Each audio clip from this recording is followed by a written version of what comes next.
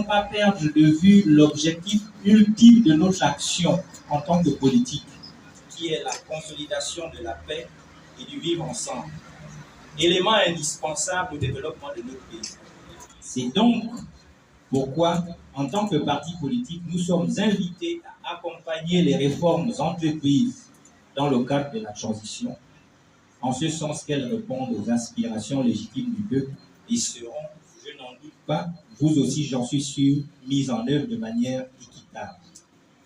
Avant de clore mon propos, je voudrais saluer la présence du docteur Marie-Claude Lingon, qui est internationaliste et spécialiste en diplomatie de la paix, qui nous vient des Nations Unies, et M. Maïsan Koma, expert en coordination politique, nos deux donc experts et conférenciers de ce jour qui, pour leur disponibilité et l'honneur qu'ils nous font, nous accompagnent dans cette aventure. En conclusion, j'appelle chacun d'entre nous à s'approprier notre rôle en tant que responsable politique, le rôle que nous devons jouer pour permettre la réussite de notre transition. C'est donc une responsabilité immense que nous devons tous partager et une opportunité unique à saisir. Je souhaite des échanges fructueux à tout le monde. Sur ce, je déclare ouvert le séminaire sur la paix au centre de tout développement et le rôle des partis politiques pour la réussite de la transition. Bonne séance à tous. Je vous remercie. Je me réjouis de la thématique. On ne va pas ausculter le fait que ce jour est un jour également symbolique. Nous sommes le 4 septembre, le politique sait le 4 septembre. Il y avait donc également la prestation de serment de son Excellence, également, président de la transition. La paix, disons-le clairement, c'est d'abord et tout d'abord l'absence de conflit, l'absence de guerre. La paix, c'est également le bien-être. La paix, c'est également le bien-être en soi.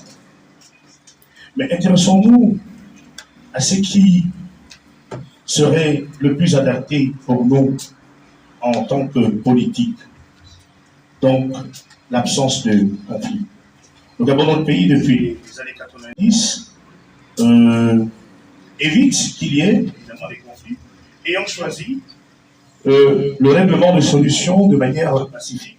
Une grande humilité que je m'adresse à vous aujourd'hui et celle du Conseil national de la démocratie pour communiquer sur un sujet d'une importance capitale, le soutien des partis politiques à la réussite de la transition gabonaise.